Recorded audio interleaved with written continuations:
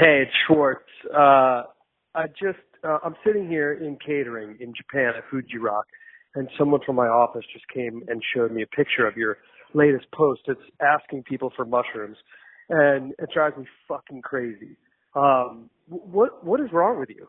Like, literally, doing mushrooms, fine. I mean, maybe not so fine every day, but whatever you gotta do, you gotta do. But asking for them online, you're gonna fuck it up for all of us. So get your shit together, please. You can't ask for drugs on stage, online, in public, or anything. You're not allowed to ask for drugs. You will go to jail. You will certainly never come to Japan if you get arrested for drugs. You will not go to Canada without spending exorbitant amounts of money to get through. You work too hard to fuck it up. You don't need mushrooms that bad, all right? Have a fucking beer. Ay. There we go. And we're back. Andy Frasco's World Saving Podcast. I'm Andy Frasco. A Sea.Hear.Now music festival installation. I got my co-host, Nick Gerlach. What's up, Nick? Hey, when is that festival? September. Oh. Asbury Park, New Jersey. Get out there. Green Day's playing. We're playing. Dogs in a pile. Our next interview today, this week. Yep, she's on it. Celisse. Badass. I just watched Green Day on Lollapalooza on Hulu. They were still got it. They still got it. And they played the Metro like a lower venue. Also, Billy Joe Armstrong, very likable, relatable. He's like more chill than I realized, I guess. Yeah, kind of down to earth for how cool and rich he is. Yeah, and Asbury Park, the festival is on the beach. Oh, right, really? And there's surfers who are surfing. Are you gonna get in the water? Hell yeah. In New I don't Jersey? know, Asbury. I don't know if I trust the water in Asbury Park. No disrespect to Asbury Park, but I don't know. Most of the water in America feels like Coney Island to me. It's toxic at this point. Just most of the water in this. But the vibe's cool. We used to play at this place called Wonderland Bar.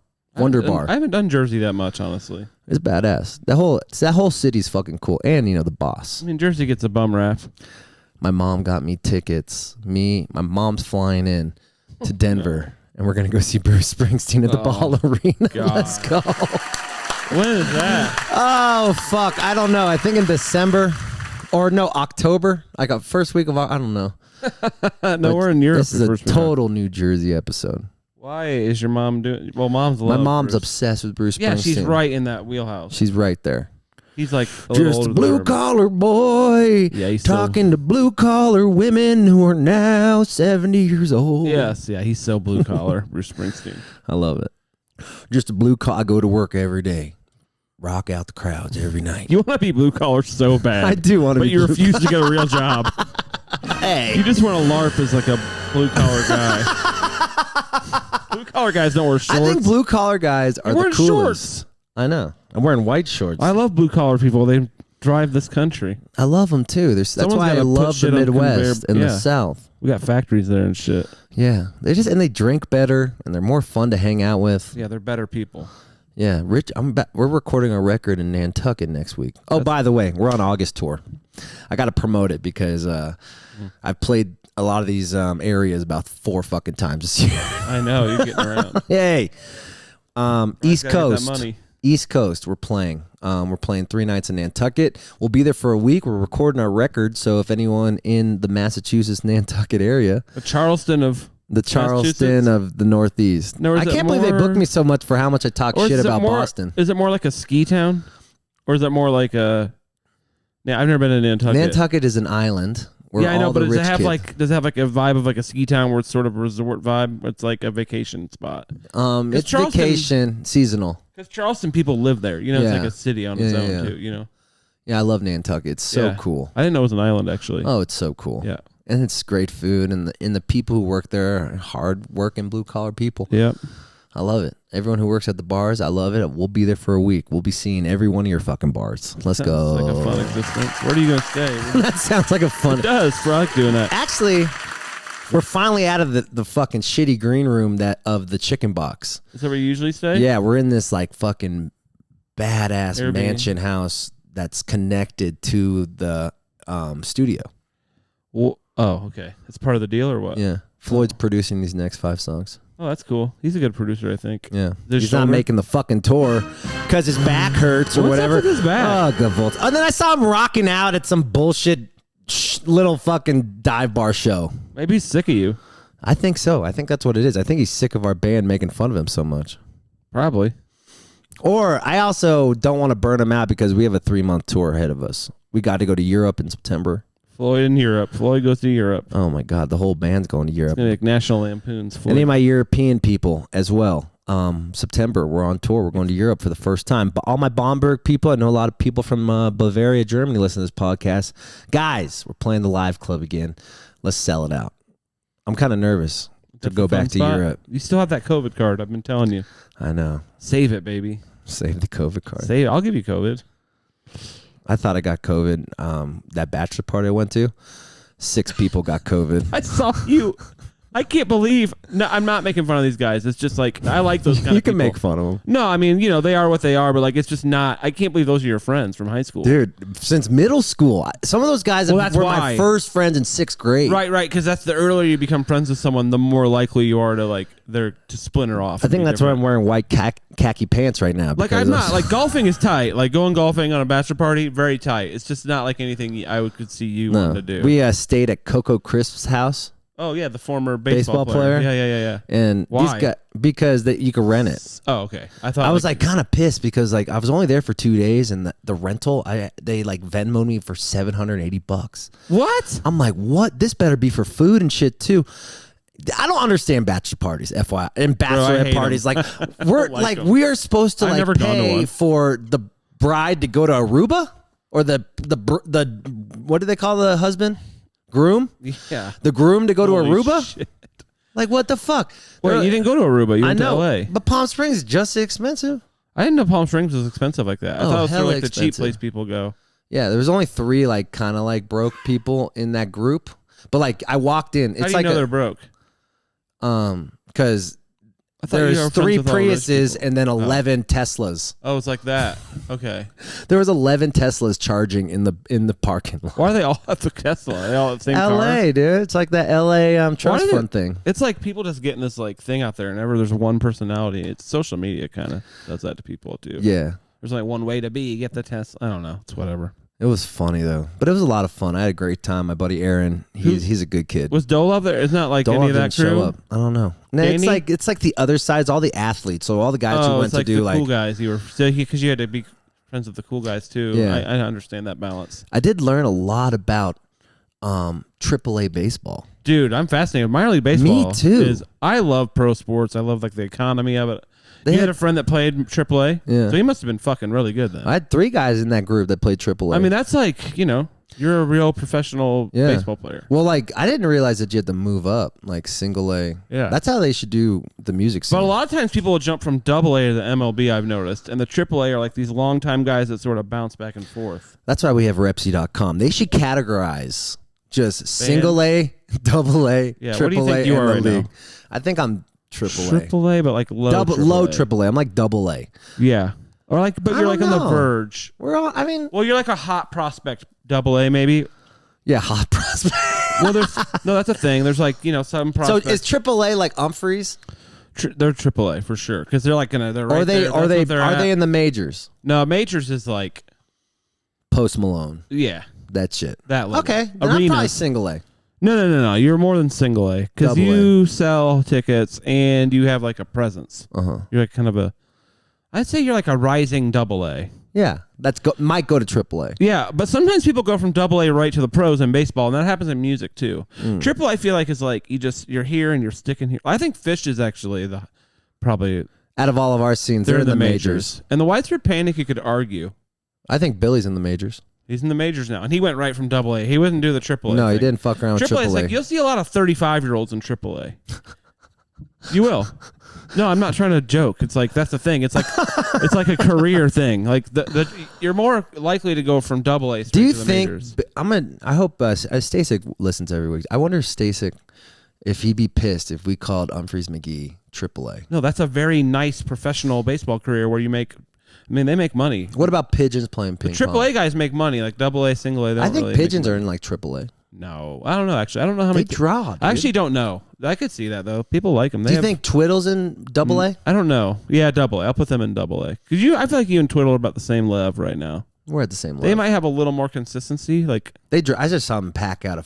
Shout out to the boys. Twiddle just packed out this fucking huge place in the Northeast. They have like some. They have like. I think their highs are higher than your highs. Like, yeah. I don't think that you're gonna sell. No offense, like 2,500 tickets anywhere, but they can do that. I think. Yeah. They could do. They could probably do 1,600. I just went on tour with them. That's a lot. Yeah. That's hard. So that's Double A. If you're selling over 1,000 anywhere, I feel like you're at least in Double A. Yeah. Maybe Triple A. I think getting close to Triple A. It's like that vet who's been in Double A forever and he's about to move up. Someone got hurt. That's Triple A. Triple A is where the vets are. I'm telling you, baseball. That's what I'm saying. That's why Humphreys is like a Triple A. Mm-hmm. That's where the vets and they bounce back and forth when people get hurt and stuff like that. The Double A is where like your best prospect in the team plays. Anyway, sign up for Repsy.com and they will get you single A tours. There's also rookie ball, Double A tours, Triple A tours, and rookie ball. Those are the private parties they get you at the frat houses. Those pay actually really good. Yeah. So sign up for Repsy.com if you're in a band, if you're a wedding planner, if you're a private venue. All those things are important for that website. So sign up for Repsy.com. We got a few sponsors. Baseball, baby. We got Celisse on the show, so we might as well do the Fandium sponsor. Are they still a sponsor?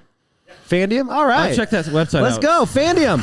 It's like you tell it. It's an auction, right? It's an auction. No. You buy shares. Yeah. It's a fundraiser. Yes. Okay, so you could donate what you want, between $10 to $100, and you could be in an auction to win that prize. Right. I love that idea. And it's dope. And the prize they're doing this... Dope and more memorabilia stuff. Yeah. So go to Fandium.com. And the price, what they're giving out this year is the Fish Dicks contest, where you're getting VIP treatment, basically. So hurry up, because that's in like 2 weeks. It ends 8/16, so it ends after this episode. So sign up for Fandium. If you're a big Fish fan, Celisse is on the show. She was in Fish's... No, she's in Trey's, one of his side projects. Yeah, Trey's Ghost in the Forest. With Jenny Hartswick. Shout out to Jenny from the blog. I love her. Yep. Celisse is dope. She just put an album out. Yeah, and it's killing. Or, I don't know, a single at least. I don't know. She's putting out a record. She's got a record deal. Yeah, I know that. I just didn't know if the whole album's out yet. I know one song is. And she did a cool video. But the Fandium thing is dope. So go to Fandium.com, and then when you after you do your auction, you type in Frasco 100, I think. Right? Frasco 100? Yeah, that gets you. That's my question. So if you donate like 100, that's the max. I like that because it kind of makes it a little more... It makes it interesting. Yeah, what do they win? Give it to me. Well, my question is, do you get more chances if you donate more? Damn, look at this. You get 2 tickets per night to all 4 Fish shows, which I think at is Dick's sold Sporting out. Goods, which is, of course, it sells out every year. Fish at Dick's is, that's like a cult. That's cult welcoming. So that's like $800 right there, probably. Yeah, for sure. Then you get early entry to the venue for each night, so you could watch fucking, Also, you don't have to. What's the drummer's name?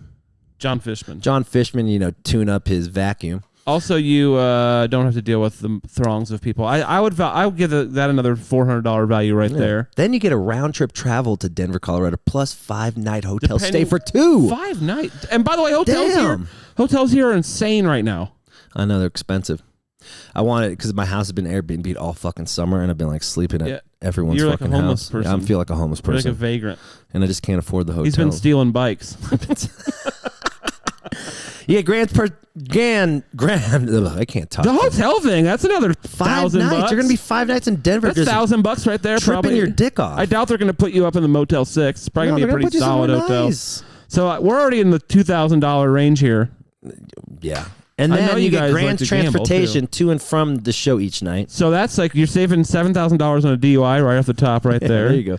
Now you can trip your dick off and not have to worry about anything. Ubers are insane right now during that. That's another $800 probably.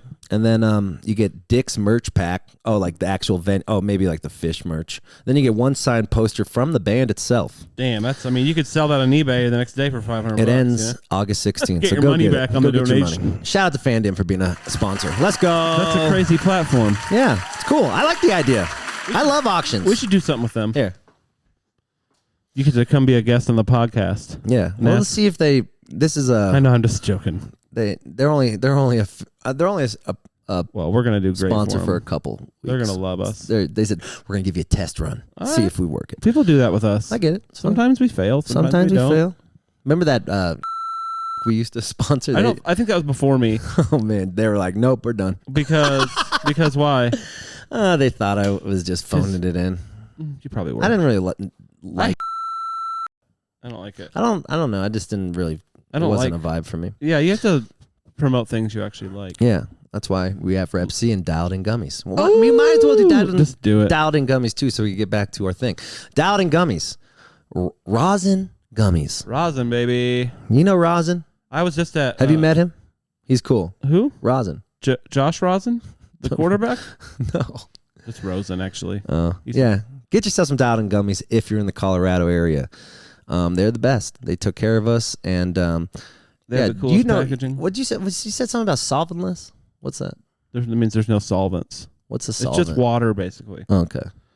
There's no other chemical compounds in it. We're about to have a world-saving podcast collab with them. I've heard. Dialed In Gummies, yeah. So by I think the fall when our tour hits, then we'll start doing. That's amazing. It'll be fun. We should make like our own thing. My friend owns a Kush Club. He said they are flying there. I love it.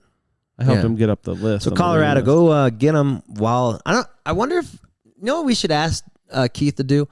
They should say, hey, the reorders in all the stores on Mondays or something we should, so they could all go there that day and go get them. Storm it. Because they sell out. And we'll go shake hands. Yeah. Like, welcome to Dialed In. So shout out to Dialed In Gummies. And they taste amazing. Yeah, bomb. I really wish they made them without THC in them. Oh, man. So I could just enjoy them. Yeah. All right, we got to get out of here. What time is it? It's 25 minutes. Holy shit, that went fast. You good? You happy? Yeah, I've been good. Your eyes look good. Your skin looks good. I've been going to the gym. You have 3-4 times a week. What do you do? Just like solo cardio, some of the weight machines. Oh. I go like every other day. I would love to watch you work out. Why? I just want to see what you do and how your tone is on your face and what you do in the gym. I get it. I like see exactly why you. When I'm on the treadmill, it looks like Mike Myers. We don't hang out as much anymore. Well, yeah.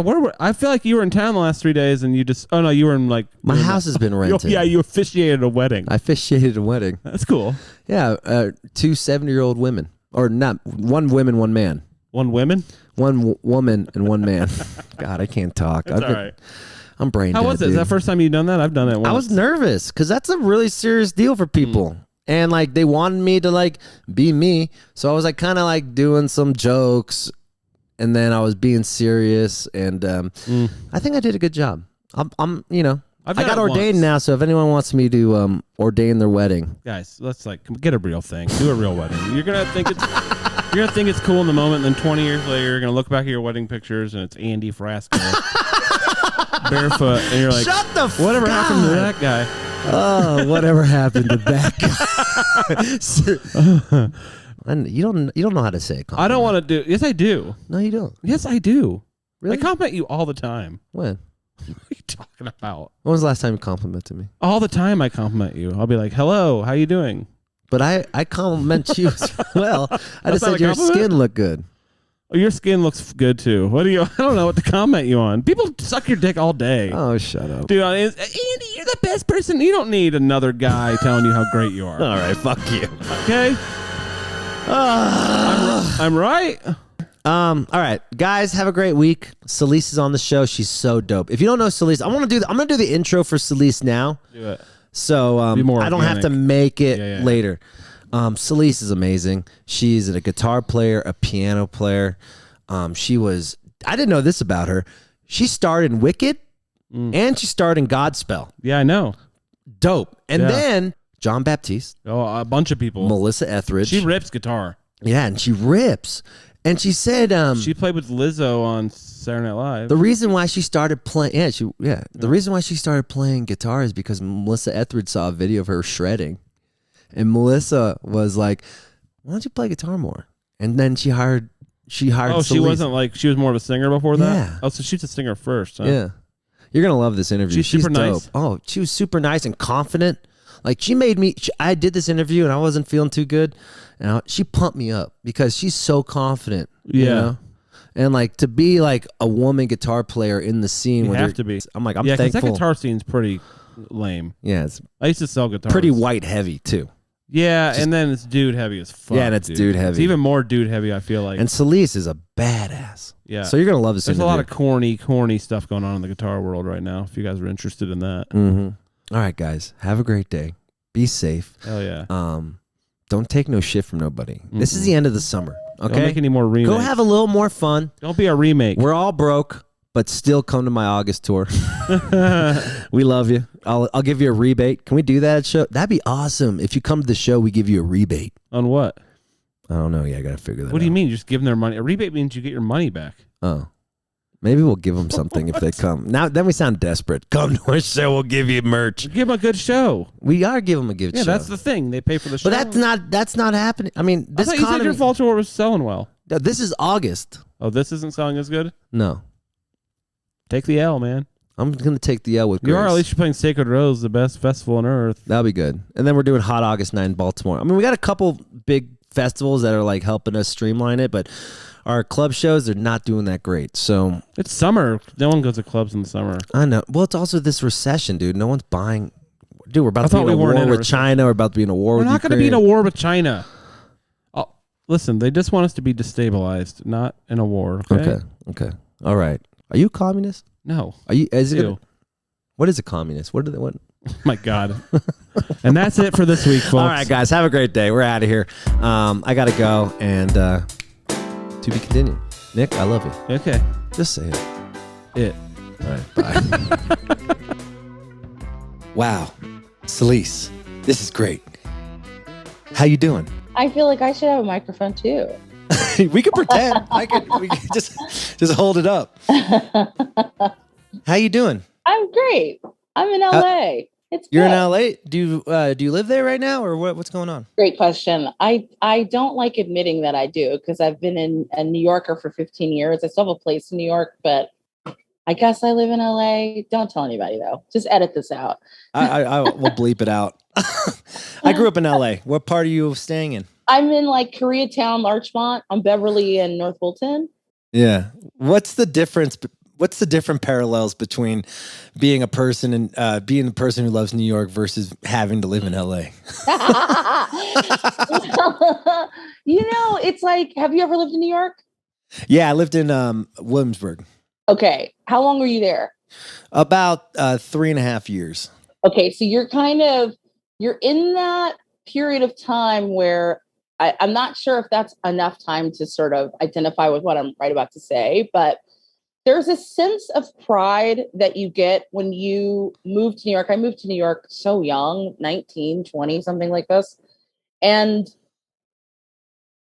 it's a hard city. Like, living in Williamsburg, like it kicks the shit out of you every day, but also in the best way. It's kind of like, in some ways, the abusive partner you can't leave, Yeah, but you go back to like the good times. But when he's good to me, it's so good. I mean, there's so many aspects of New York that are so hard, but also, something is always going on at every hour in New York. There's good food at 4 a.m. someplace. Yeah. There's a bar somewhere that will make you feel like you've met 20 of your best friends. Like New York, there's an energy in particular for artists, but it's like anybody who lives in New York for any period of time, I think has some connection to creativity in some way, because it's like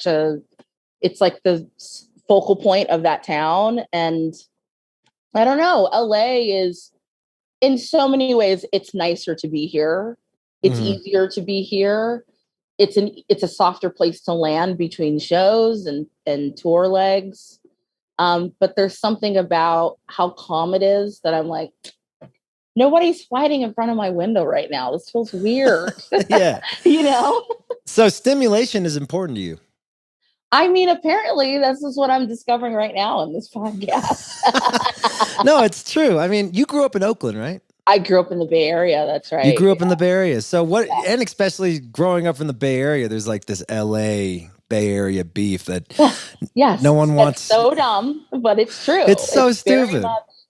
It is stupid. And also I stand by it. So that's why I'm like, you know, I don't know. Like I, in all seriousness, LA suits me now for the time I'm in my life. And I'm pretty actively bi-coastal. I'm still in New York plenty. But the things that you move someplace and you get a car and Target's easy to get to. All of a sudden you're like, well, why would I not just do this? I know. Great. I want to talk, before we talk about your life in New York, I want to talk about Oakland or the Bay Area and, your parents both being teachers and stuff. Like, as being a musician, was it hard to be a musician with two professional musicians who are just always just on your ass about it? Yeah. Yes. Yes. I bet. My parents are both, they're interesting because they both are like highly learned, cultured musicians and teachers. And, I've said this a million times, but my dad has a double undergrad in piano performance, vocal performance, master's in choral conducting. My mom has a double undergrad, violin performance, vocal performance, master's in choral conducting, right? So both already people that know like way too much. But my mom always grew up teaching, in sort of grade school level. She had a lot of years in middle school. Then she taught high school choir for years and years. And then, she actually just retired a couple of months ago, but ended out her last few years in elementary school. Mm-hmm. My dad was always at the collegiate level, right? So, the vibe with my mom was kind of no matter what, everything was always good, because that's kind of how you are when you like teach high schoolers. You know what I mean? Where my dad always had just a critical ear and it's like, it was nice to have the balance between the two, because there was always someone who was like, it was great. And then there was a person who was like, the bridge could have been. I feel that. I mean, like, did you have like a complex of not being good enough when you were a kid? Never. You were always confident? For better or worse. I'm so obnoxious. I was like, I'm better than my family. They don't understand. They don't understand me because my parents were, certainly more at that time when I was growing up, were super religious, right? So, I grew up not being allowed to listen to secular music. For those of you that don't know what that is, any music that's not about like God or Jesus Christ, with the exception of Ella Fitzgerald and Barbra Streisand, really randomly, because I like found, I don't know, vinyl or something at a local thrift store or something. And they were kind of like, well, that music is of a certain caliber. So they kind of let that slide. Right. But it wasn't until, I don't know, maybe middle school or something, they put like their kind of old tape deck, like, they had the record player and then the radio and then the cassette tapes, the thing I'm talking about, in my sisters and I bedroom. And my friend Jill Malta showed me how to press play and record, and so like record things from the radio. Right. So I started recording like, Nirvana and Oasis and Mariah Carey and like all this like really great stuff, and hiding and listening to it on a Walkman. And they'd ask me what I was listening to, and I'd be like, Mahalia Jackson. But yeah, Mahalia Jackson. So no, I really, for better or worse, I never thought I'm not good enough, because I knew from my earliest ages that I was meant to do this professionally, where with my parents and both of my sisters, who are all incredibly talented, it was always in the educational or the kind of religious sector in church, but none of them, they weren't like out really gigging. You know what I mean? Mm-hmm. Were you? Well, I started really professionally really young, when I was 17, 18. But before then, not really. I did a lot of music, but I wasn't like out there, like nobody was paying me $50 to sit in in a situation at all. Just in choirs and marching band and show choir. I wasn't so involved in like all the like high school age stuff. In retrospect, now that we're older now and we look back at our childhood, thinking about Like, why do you think your parents only let you listen to that type of music and not let you listen to other stuff? Well, my highly sort of therapized answer would be, my parents had my sisters and I when they were really young. I mean, maybe not young in context now, but I think they were like 22 and 23, like young. That's still young. To have That's kids, young. like back to back. Yeah, that's young as hell. Oh, and they were raised really religiously, and they were just kind of fucking making it up, as they were going. And so it seemed like, well, we're Christian and we're trying to do like Christian things. So listen to Christian music. Because that's also the music that they knew, Right. And I think they didn't want us to hear things that would influence us in a direction that they deemed not appropriate. Luckily enough for me, I, of my three sisters, am the middle and just was sort of born with a ferocious spirit that could not be tamed. I'm going to clap to that. Let's go. Yeah. Let's go. It's always the middle one who's the rebel. It really is. It is. What is the deal with that? I don't know. My therapist says the middle kids are the best. Or maybe she just says that to me because I'm the middle kid. I don't know. But because you're paying her. Because I bang her. Yeah, that's how it works. You're a queen. You're a queen. No, but yeah, it's so funny. So like, okay, so like, were you close with your sisters? Did you have this like animosity towards them? Like, what was going on that made you feel like you had this rebel attitude? Oh, well, not necessarily, not against my sisters at all. I mean, it was my family upbringing was very strict and very insular and very, I don't know, there were kind of a lot of rules. And I just, I knew I was aware of other music. I was aware of other instruments. I was aware of all of what was going on in the world because I had friends at school and I just was really curious. So the rebellion was less about not wanting to do what my parents wanted me to do and more about feeling such a strong, really like spiritual pull to just more than what was sort of happening inside my household. And, for all intents and purposes,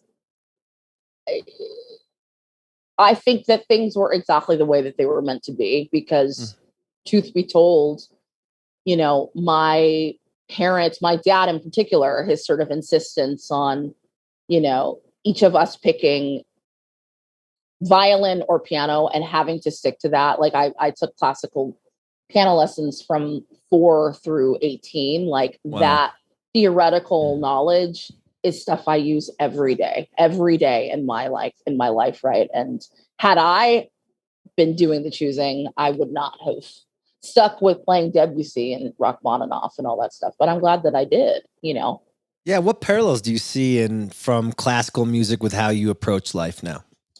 Man, life? I feel like music and life are very parallel with how we live life and how we listen and play, Well, certainly 1,000,000% the discipline I learned in that music, in like, you want to learn how to play 3 against 2, right? Right. Fucking Chopin preludes. There's no way around it other than having to sit down every single day for your 30 minutes or your 45 minutes or your hour and working it out. It just is what it is. And I will say in my career, moving through all facets of this business, I've never necessarily thought I'm the most talented person in the room, but I can always guarantee you I'm the most hardworking, without question. And that really came from my earliest of ages, starting in classical music, starting in classical piano, and having parents that were sort of like, there's no real excuses about whether or not you've practiced or not. It's like, you're going to practice, period, end of story. That's how it goes. And you're going to practice because if you want to sound like this, it takes this. And I'm often shocked about how many really incredibly talented musicians, actors, artists who never developed that skill set. So there are plenty of people that never quite get to the level they honestly should or deserve to be at, because they don't have that sort of like the discipline, quite honestly, to get there. So I probably be the biggest thing for me. Who taught you work ethic? Your parents? My parents work their butts off. And, what was your social life like? Were you a poor family, or what was it like? It's funny. I look back now, we certainly started off with not very much at all, because my parents were early 20-something public school teachers, you know what I mean? And my dad was teaching adjunct or something. So I remember definitely when we were young, like if you go back and you look at photo albums of Christmas, it was like, ooh, it's a pretty, meager. But I kind of remember probably like middle school, like 7th, 8th grade, there was kind of this jump to probably like lower middle class to sort of just like middle class, or maybe even edging towards upper middle. I don't know. But also, you're not really, at least for me at that age, you're not looking around I wasn't looking around thinking about how much other money we had versus other people. It was just really came down to like, if I want to be on the swim team, can I do that? Can you pay for that? Can you not? If I want to be in, but I don't know if that answered your question. No, it does. And it's fascinating, because that's what makes, with that upbringing, is where we find our work ethic, I think. Mm-hmm. Totally. Yeah, my parents, I grew up watching two people who worked, I mean, quite honestly, probably too much, but because they kind of are both these kind of unicorns in this sense, where so often a lot of teachers very often are musicians that never got to a point that they wanted to, and then they teach.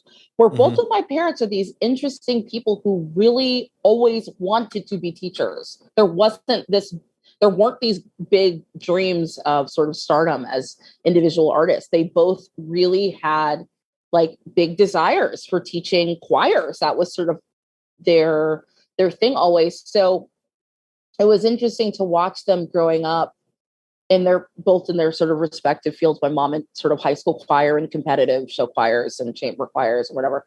And my dad on the collegiate side with chamber music and gospel music and whatever, sort of throw all that they had into building up those programs and investing in their students. And, I was sitting in God knows how many choir rehearsals, how many times a week for the entirety of my childhood. But I learned how to run a rehearsal.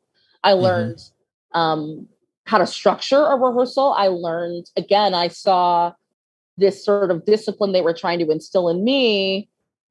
I saw it actualized every day in their work as well. So very, very, really helpful. I should probably tell them this. Yo, text them later. Yo, thank you, Mom and Dad. As I think about this, like, when did you start realizing segregation in music? Well, man, it was. I read an article about you talking shit about NAMM, which I fucking love, by the way. Hell yes. Talking shit about NAMM, I think I was probably talking factual information about. Well, exactly, and I'm thinking the same thing. And like for you as a guitar player, it must be extremely hard. A woman guitar player out there trying to get a deal with these NAMM fucking assholes. Yeah. It's like, when did you start realizing there was segregation in music? Because that's like, it seemed like music was your sanctuary. Yeah, well, I've been aware of the segregation of music since I've been aware of music, really, because as my dear friend Solomon Dorsey says always, I've been Black my whole life. Mm-hmm. So, having two classically trained Black parents who also did music in our very Black church, it would be Wednesday night choir rehearsal and Sunday mornings gospel music in this very Black environment. And then, I'd go sit in a rehearsal with my dad at UC Berkeley or Los Bodanos College, where he's runs the music department there now. And in certain genres of music, it was all white. And when I would meet his colleagues, they were all white. And, it was just there was a constant discussion and an awareness in my household of watching my parents navigate their own professions, because especially if it's when you talk about classical music, right, you're usually the landscape of the people that you're looking at are usually white. And so to connect that all the way to NAMM, I suppose what I would say, who knows what the hell article that was that you read, but I'm very honest when anybody asks me anything. So I'm Thank sure God. I said all kinds of things, but, but my vibe in general, for better or worse, Andy, has never been to, sell myself to anybody. So the experience I had at NAMM for the first time, I rather liked. It was a positive situation. I wasn't there, truly for better or worse, trying to convince anybody of anything. I'm kind of like, I'm pretty fantastic. And if you don't think that I'm fantastic, that's really, literally, especially in an environment like that, it's your loss beyond the words that I could ever communicate. Yeah. But it doesn't change the fact that I'm in this room, I'm in this huge convention center. And as I look around, I'm like, where are the Black people? Where are the brown people? Where are the queer people? Where are the trans people? It is like all cis, het, white men. I know. It's insane. And I can't believe it. It's dumb. dumb. And it's crazy. And you talk about like, you're not to be sold, but like, how do you navigate that in the music industry when it's all about just like buying us? Well, it's not, I want to clarify. It's not, I'm not to be sold. I guess I'm not, but I would pose it in a different way. It's more, I'm not a person who,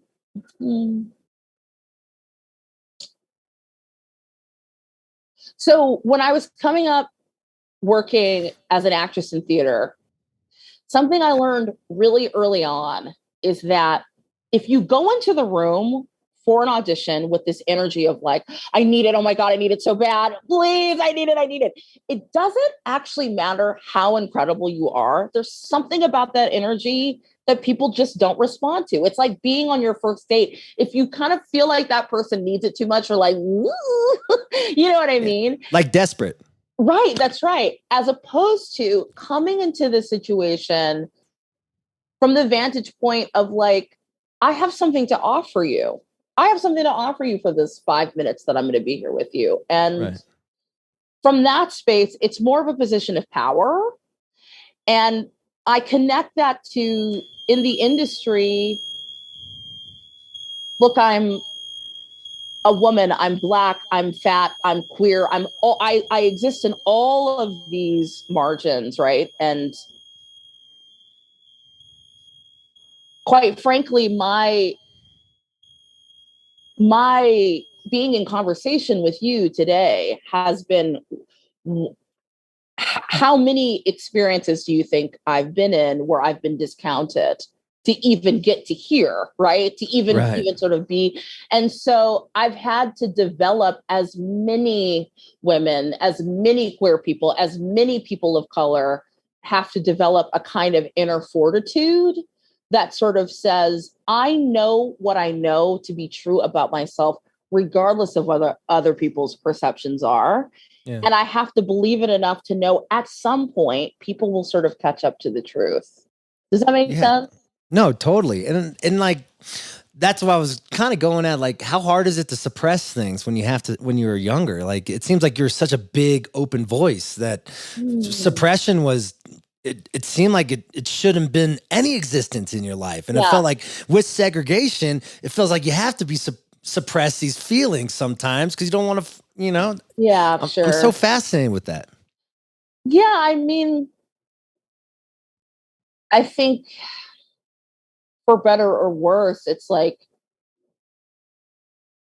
I think Black people in particular have to learn, I don't want to say have to, but certainly in my experience and plenty of Black friends and colleagues that I know who have been successful over a period of time, you learn how to show up in situations with a certain amount of grace where people don't even know grace is being extended. You know what I mean? Right. And also I kind of am like, I'm definitely a big picture, long game type person. And I certainly am never in a situation in which I feel directly disrespected that I won't vocalize that to be what my experience is. But being in situations where you look around and you go, I've been asked to be on this panel for whatever said thing, and I'm like the one Black person, or I've been asked to come speak in this situation, and then all the questions that are directed to me are only the questions about race, or, I have the option in these situations of cussing somebody out and being like, I'm never, and it's not even necessarily to say that would be the wrong thing. I just am also like, if my desire is really to be heard and to potentially enact change, then I have to dig down into that side of myself that goes, hey, can I suggest something to you to think about for the next time you do this? I want to share with you what my experience was here. And everybody doesn't have the ability to receive that, but more people have the ability to hear something through that sort of, through a compassionate lens than through the lens of anger, even though both are completely valid, Yeah. I would chew some motherfuckers out. I'm sure that you would. And also you've lived an existence where that's a reality that you can have. Exactly. That's why I want to talk. That's why I was talking about suppression. Cause you're such I'm new to you. Yeah. I met you at Peach Fest with the whole when Trey passed the torch to you, and it was awesome. And I loved it because not knowing and then learning deep down how we are basically the same, because I've wanted to be in musical theater my whole life. Oh, really? Yeah, cool. I'm obsessed. And hearing that you're on Wicked and stuff, and how you transitioned from being a Broadway. From now that I'm learning that you're a classical piano player, I didn't even know you played piano, and it's fucking awesome. And then you're doing Broadway musicals, and now you're playing, and you play guitar like a badass. I mean, it's unbelievable, and it is the power of the brain, right? It's the power of saying I could do this, right? It is. I'm so glad you said this because not to discredit me in any way, but I'm going back to what we were just talking about previously in terms of discipline. I have been able to do these things because I'm I didn't wake up one day and say, I'm going to be amazing at guitar. I bought a guitar and I sucked, but I was like, well, I'm going to practice. I mean, honestly, I'm like, it's the hours put in. People talk about how, unbelievably life-changing Hendrix playing was, and it fucking is. And also, the thing that's not brought up is in every single picture you see of Jimmy, he has a guitar in his hands. If he's in the kitchen, he has a guitar in his hands. If he's on the couch, he has a guitar in his hands. He's always playing. He's always working something out. And so I think people have this idea that some people are just touched with magic, right? And, granted, this is excluding Derek Trucks. That's a thing that I don't know how many hours one gets into to communicate on that level. But if we exclude him, I'm like, it's that mixture of having, musicality and sensibility and taste, quite frankly, mixed with hours, time, discipline, putting in the time to develop skills and techniques, That's why I respect Trey Anastasio. Oh my God. He puts the hours in. Nonstop. Right? Nonstop. And quite frankly, I feel I feel particularly hardworking, and every time I'm with him, I'm like, I'm not practicing enough. I am not practicing enough because he's backstage. He's backstage being like, I'm working on this modal concept. I've been trying to do this. Like, I'm trying to do arpeggios, but only on single strings. Like he doesn't. He actually does not stop. And what's so exciting about that, especially now having gotten a chance to play with him, to play guitar with him, right? 2 different times that both last year and this year's Peach Fest, is like he has such immediate access to so much language, to so many, like, it's really inspiring. And then also it's like I leave and I go, damn, like there's so much more to learn, which is exciting to me, right? It's like it never stops, but there's a lot of musicians that do just kind of go, oh, okay. I'm phoning it in now. Yeah, but that's mad. I love the ones where you're like, you can continue to hear the progression of playing over time, right? I think Mayer, they're 2 very different players, but I think John Mayer is similar. Or when you listen to his records, you listen to his live playing, it's like, I think sometimes there's this, at least the kind of guitarist, kind of musician, forget guitar, musician I'm trying to sort of aspire to, are these players, these people who have all this facility, have all this musicality, have all this knowledge, have all this language, but in sort of their years of using all these things, you get to a place where there's a certain level of patience in your choices. There's a certain musical restraint. Trey is a freaking savant at that. Oh my God, he is a genius at knowing how to go, okay, I am going to solo for 10 minutes. For 10 minutes. But I'm going to solo in this way and use space in this way to where I am going to make it to, like, at that final moment where you feel like you cannot take it, then I give you, the root all the way up, you know what I mean? And the highs, like, it blows my, every time I've seen him play, I'm like, and then I leave and I go, okay, I think I can do it. And I maybe make it like 3 minutes. And I'm like, I gotta get out of here. I can't sustain it. But man, it's so inspiring. Is this just a podcast about Trey? Because that's fine. I could do that. That's fine. It's more about why is knowledge so intimidating? Why is knowledge so intimidating? To who? Like, to learn, to like keep learning, Like you said, people just give up. You know what I'm saying? Yes. I think it's intimidating. I know why it's intimidating, at least what my perception is, because when nobody knows who you are, when there's no stakes, like literally, you can show up fucking however, and anybody's like, fucking, what's her name? Celisse? Like, who the fuck cares? Right? You're so right. Right. Then this thing starts to happen where it's like, quite frankly, at just the stage I'm at in my career, it's like, I already feel that. Like, and I think partially coming from the background that I came from, for so many reasons, I am really good at and feel really at home in nobody knows who I am. Let's go, right? Yeah, totally. But the thing of like showing up to a festival now and people are like, so Liz, I can't wait to see you. It's going to be amazing. I'm like, shit. You know what I mean? Because now there are these expectations, right? And I think sometimes a lot of times people get caught in this. They start believing their own hype or the perception that people sort of put on them about who they are or how brilliant they are or whatever. And I guess for me, the thing that I hold to be the most precious about my relationship with the guitar is that I'm like, I barely call myself a guitarist. I'm like, y'all have assigned this word to me. That's fine. I'm an artist that found a new tool that I legitimately fell head over heels with.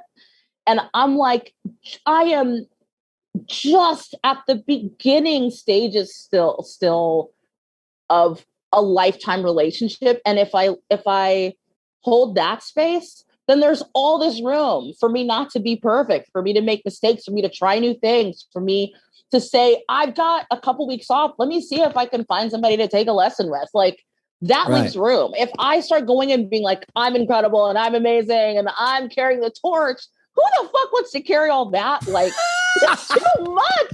It's too much. So it's basically, so it's not that knowledge is intimidating. It's ego that distracts us from knowledge. Yes, that's what I think, certainly. I agree with that 100%. Why, man? Because we need ego, right? We need that motivation a little bit. Yeah, delicate balance, right? It's like, it's like that tightrope a little bit. It is. You have to sort of, you've got to believe, you have to believe a hair more than everybody else does. Like you must. Right. But then also very quickly in the same breath, be in the full knowledge that there's so much that you still don't know. That's at least where I'm always trying to exist. And I'm like, I know what I bring to the table. Even more than that, I know that I am destined to be exactly where I am. I believe that wholeheartedly. And I know it in terms of when I can look at where I've invested my time and my energy for the entirety of my life.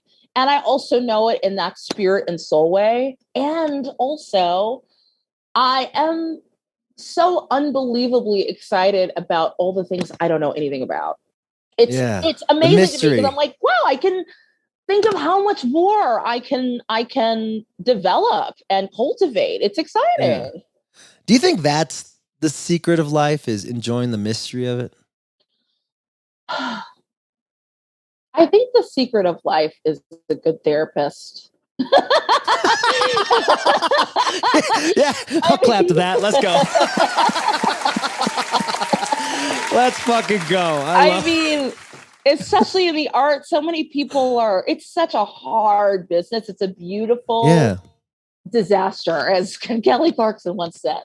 And I feel like there's a reason why there's so much struggle with addiction and mental health and all this. So in my mind, I'm like, the secret to life, I think it's really about wellness, really, and trying to sort of, how do we take care of ourselves, especially in such an arduous schedule and totally, how do we take care of that mind, body, and spirit? That's what I think. Has there ever been a time in your musical career that you felt like you were burnt down and couldn't deal with it anymore? Well, I certainly have never felt like I couldn't deal with it anymore, but burnt out is it's so interesting because you don't really, when you're sort of dreaming of all the things of like, I'm going to play arenas. I'm going to you know what I mean? Like I have these whole things, like there's no accounting for like, how will my body feel when I arrive to that arena? That's what I'm dealing with right now. Oh. So in that sense, I feel like I'm at a particularly interesting, like blessed, like abundance-filled time that is also so unbelievably exhausting. And I'm learning in real time, like, all right, what actually does it look like to take care of myself holistically inside of a schedule like this? And inside of like, I feel like I had plenty of years where I was just playing shows. I'm playing shows in clubs. I'm playing at a festival. I'm sitting on someone's set. I'm doing these things. And then there's maybe a couple things in the year that are like, oh, these are going to be like really big moments. Where now it feels like really big moments, very like daily, which is like so amazing. And also it's not a thing I certainly have ever heard anybody talk about. Like there's a whole other side that comes to like managing your sort of mental and emotional states in processes like this. And also like, how do you do all the like dumb adult stuff? Like, how do I force myself after an amazing, exciting, incredible, life-changing performance to go to bed and to not scroll fucking Instagram and TikTok 2 hours? You know what I mean? Fuck exactly. Stuff like this. I don't know. If someone has learned how to do this, please tell me, because I have not figured it out yet. You tried meditation? Yes, this is the thing. I love to meditate in the morning. It's great. And then I'm a great person for at least like 2 or 3 hours into the day. And then, but by the time it's nighttime and I've played a show and I've had a glass of wine, I've done whatever I've done. We've driven in the Sprinter to the hotel. Yeah. I don't go back to the hotel and say, I want to connect with myself. Well, it's adrenaline, right? That's right. I want to watch, Drag I want to watch some Race. shitty fucking television. I know. Fucking scroll TikTok. I know. But you know what it might be is you just want to just turn off your brain from thinking too much. Right. That's exactly right. Because it takes so much fucking brain power to do what we do. Yes, it does. 1,000,000%. And and I'm sure you relate to this too. It's such a tricky thing because also it's like, it's not boo-hoo, oh my God, my dreams are coming true. Oh no. Right. No. It's like, it's all incredible. I just want, what I want are books from Trey Anastasio type folks. I should call him and say exactly this. I'm like, I want the book about how now today, sober, and centered, how you manage all of this. Right. What happens after? I mean, honestly, after the show, true. I've seen it. I see it to a certain extent, having toured with him, how structured and regimented his life is. And quite frankly, as I'm saying this, I guess that is what happens for most of the people who are like healthy, balanced people that I've worked with or collaborated with. Brandy Carlisle's another one. It's like their lives are very like, I go to bed at this time. I'm up at this time. I've got all the support in all these places so that I have what I need because we're like athletes, right. It's that kind of thing. Right. And, so, yeah. And I always think like my biggest inspiration is Kobe Bryant. I'm an LA kid. So like, but the work ethic. Yeah. It's about, I think musicians are just like athletes, and you have to have this rigid focus that only a few % of people can actually handle on a day-to-day basis. Yes, that is correct. That is correct. Man, I want to hug you right now. I'm virtually hugging you right now. I love you, Celisse. You're awesome. Oh my God, it's so nice to meet you, Andy. Yeah, likewise. I've always been wanting to meet you, and you got a couple more minutes for me? Is that cool? Of course. Yeah, it's fine. Okay, so I mean, you've played with everybody: Brandy Carlisle, Melissa Etheridge, Mariah Carey, Graham Nash, which is awesome. What do you like better? Being the side man or being the front person? Well, I would argue I've never been a side man. Let's fucking go. That's what I'm talking about. Okay. All the scenarios that you named they're really specific, right? Yeah. So like people saw me with Lizzo. Yep. That was sick. SNL. The SNL thing. So grateful to do. And now since then, I've been attributed to being her guitarist for many years. The truth is, I did one appearance with this woman one time. I worked for a week with Lizzo. That's it. But everyone's like, oh, Lizzo's guitarist, right? Graham Nash. So it was an amazing experience that came along. And that opportunity was to go on the road with him. I think the entirety of that experience was 3 weeks, maybe a month. He was. Oh, so you've never been in a band with these guys? You just do these. No. What about Melissa Etheridge? I guess would be the closest, but she's actually a great example of really how all this started, right? So I had been doing theater for all these years, and then would do like on the side. I did like tons of session work as a singer, background and doing arrangements and stuff, right, in New York. And once I left theater, like officially was like, I'm going to put this down for some time and solely focus on my music. This was back in like 2012, 2013 or something. I had a couple years being in New York. I mean, playing everything, playing open mics and on the sidewalk. I mean, anything I could do. And at the time I was, doing this trio thing with, and the drummer was this guy named Brian Delaney, amazing drummer in New York. And I ran into him in 2016. He was on a break. He had been out subbing for drums with Melissa and was soon to go full time. And he said, oh, I know she's going to release this record called Memphis Rock and Soul, and she's looking for some backgrounds to take out. He's like, maybe I'll throw your name in, because he knew that I did kind of the session work thing. And I, like I've done, like so many of us has done for so many years, it's like, there's a gig on the table at the time, I'm like, I'm just trying to pay the bill. So if there's something that I can do quickly, I'm like, oh yeah, I love backgrounds. Are great. I love backgrounds. You know what I mean? And Let's do it. Let's make that money. And so he ends up recommending me. I end up getting the job. And for her at that time, that leg was, I don't know, maybe 2 months or something. I was sort of like the central background. I did all these arrangements or whatever charts. And then every city we picked up 2 locals and I would rehearse them there and then we'd do the gig.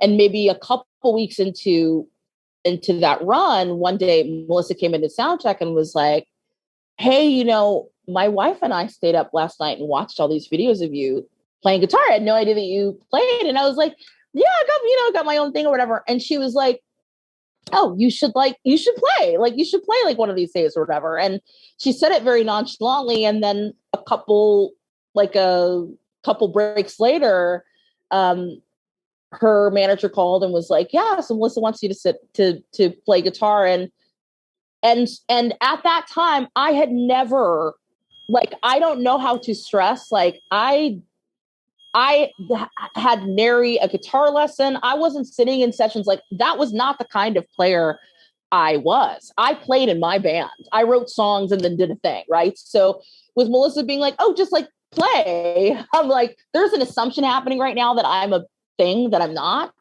But because I have the work ethic that I have, I'm going to take this music and I'm going to shed as much as I can. I have really great guitarist friend, this guy, Tad DeBrock, that I went over and I was like, okay, what's this change? Like, can you help me with this? Like, you help me sort of fill in the blanks. And I showed up to sound check and I think she expected me to just kind of like ching, ching, ching, ching, like kind of strum along.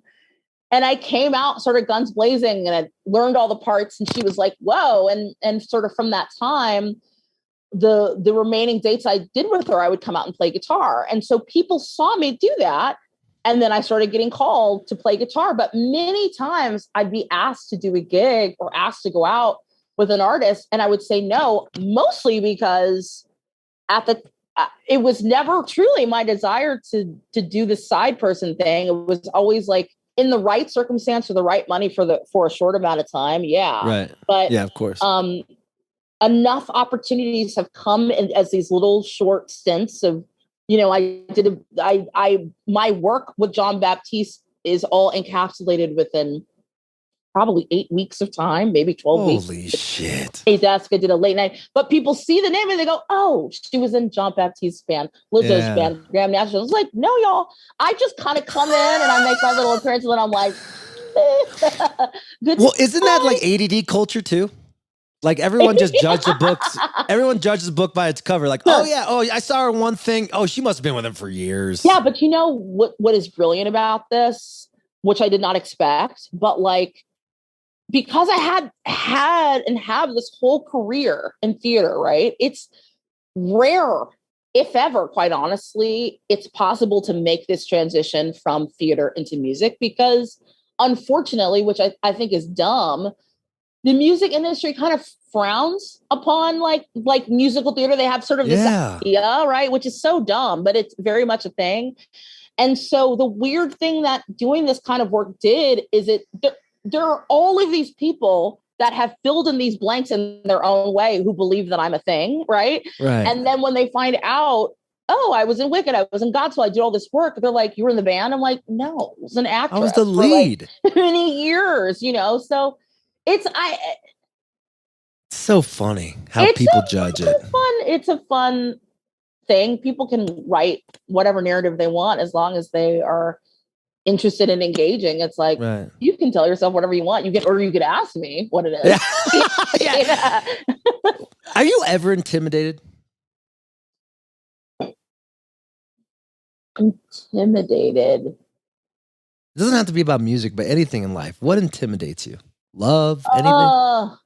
That's such a what do you think the definition of intimidation is? Because I guess you're like basically every story you've told me, which is, by the way, this is fucking awesome, Celisse. You're the shit, FY. Every situation you told me, and you've convinced your brain that I could do this shit. Sure. Or am I wrong about that? No. Have you ever felt like you weren't ever like you were intimidated by a job offering? I'm always intimidated. So really? Yes. Here's the thing though. The feeling doesn't have to be the action. So all of the situations I just told you about, Melissa, Lizzo, if you had any idea how I felt at SNL being like, these motherfuckers think they have hired, I'm for real, right? I know. Situations fucking, and John Baptiste, actually of anybody, I would say working with John is the most intimidating, because my saving grace in all these situations is like, okay, because I come at this having learned on my own by ear, whatever, it takes me a little longer on guitar to get certain things together. But if you just give me a second, I can chat at home and then I'm like, I got you. John is the kind of person where either it's no rehearsal at all, or it's like we rehearse 12 songs and then we get to the gig and we play none of them. It's just like calling. And so in these situations, I went with him early on when I was first asked. I was like, I want to be really clear in saying, like, I'm fine at guitar. I'm very good at music, right? But I'm not like a session player. Like, that's not my vibe, right? There are certain things that will be called that will be exactly up my alley, and other things it'll take me a second. And John, he was like, no, it's cool. I just love your vibe, like whatever you bring and whatever. And then I've done gigs with him where he'll call some like deep jazz thing, and then I'm sweating bullets. I'm like, oh my God, I've got to get my way out of it, right? But then I have to ultimately always come back to, well, what is it that I have right now in this moment that I could bring? I'm not Isaiah Sharkey. Oh my God, an unbelievable person with like the amount of vocabulary and facility is unreal, right? But also Isaiah doesn't have my experience, my perspective, my view of musicality. It might not be flashy in the same way, but it's true and it's authentic to me, right? So I feel like I've developed the muscle and the skill set to feel terrified, but to go beyond that fear. Yeah. I am so thankful you exist while I'm living on this planet. Oh, Andy, that's sweet. You're very inspiring, Celisse, and I know a lot of my fans that listen to this thing are going to be inspired too. Thank you so much for this. Thank you. You're awesome. Thank you. And then I'm playing Sea.Hear.Now too, so I'll see you on that same day. So we'll hang out. What time are you up? I'm up at 4:00. What time you on? Are we on the same stage? Why am I asking this? Because I surely will. I have no idea, but you know who my close friend is Jen Hartswick. Fucking love. Speaking about amazing soul. I know. And a badass musician. Like unbelievable, and singer and human being. Yeah, human. That's one thing. Like, with this industry and how we're all so busy, you know who the real friends are when they're calling you. Yes. Without even like thinking otherwise. You know? No, we need to cherish those friendships. So shout out to Jen Hartswick. Let's go. Let's go. All right, I'll let you go, Celisse. I know you're busy. You're a rock star, and I'm just so thankful that I got to spend this time with you. And I got one last question. I'll let you go. When it's all said and done, what do you want to be remembered by? My heart. My real genuine interest in people's experience of me and my music and my art being about hopefully exposing them more to themselves, the trueness of themselves, the truth of themselves, and hopefully more love and acceptance of themselves as well. Yeah, I hear you. It's hard for me to love myself sometimes, and it's hard for everybody. It's hard for everybody, but we work on it every day. Every day. Thank you. Don't hate LA too much, but hate it enough. Have a great one, Celisse. Thanks for being on the show. Appreciate you. Yeah, I'll see you in a couple weeks. See you now. Later. Right. All right, that was awesome. Celisse, wow, I'm going to clap it up. Way to go, Celisse. Authenticity, that's what we need in this world. Authenticity and not be scared of the task ahead. All right, I'll catch you on the tail end. You know, fuck, what else is going on? I'm mad at they announced the Roadhouse remake. I'm mad about that. Why try to fix a movie that was that brilliant? All, it's a moment in time. It's brilliant. First of all, I'm sick of are they doing so many remakes? I know this is kind of cliche. I'm driven to the ground. I'm done with the remakes. There's plenty of people writing good shit out there. I promise. It just seems like these movie companies, streaming companies, just don't think that their audience is very smart at all. It's the same thing as the music industry, bro. They don't want to take the risk. They saw that something was good, and they want to sell exactly the same fucking shit they've sold for fucking years. You think your audience is stupid? Here's my other problem with it. If you're going to do a remake in today's whatever, that's fine. At least do the woke thing where you get a black guy this time to be the main character. Why can't, you know what I mean? Or an Asian or something. No, it's just Jake Gyllenhaal, the most boring white guy in the history of Hollywood. Maybe I did watch that. Gray Boy. Actually, is he in Gray Boy? Gray Man? No, that's Ryan Gosling. Ooh, he's hot. He's hot.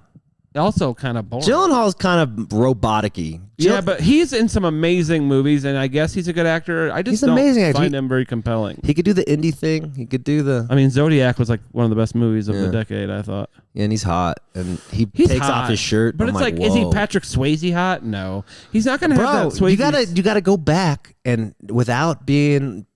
biased, because I know you like the 80s shit, but I like every shit. He had his shirt off in The Gray Man, and I'm like, holy No, I'm not talking about the hotness. I'm just saying, if you're gonna do a remake, at least do the woke thing. Don't just. It's just gonna be bad. No, this is the problem. Also, this is the problem with our fucking it. society. No one wants to take a risk on something new. Yeah, it's fucking bullshit. Especially that. I can't even get a fucking record deal right now. Why do you need? I don't understand why you want to have a record deal. Because I'm done paying for records. Oh, you want a real record deal that doesn't exist anymore, where they pay for stuff? Speaking of loving the 80s. What do you think you are, Motley Crue? I don't need that. I just want someone to pay for my record and the marketing fund, because I know I need to put out music too. It's kind of hard. It's costs money. It's so hard, dude. I have all these songs. They're 85% done. I don't want to take the risk on it. You should be a manager. It's some good business thought right there. Have someone else pay for it. I would be a great fucking manager. Yeah, would you? Yeah. You learn from the best? I learned from the best. All right, we're not going there. I know. I came up organically. I don't know, but... You're getting ready for fall tour. I leave for tour tomorrow. I leave for one festival in 2 weeks.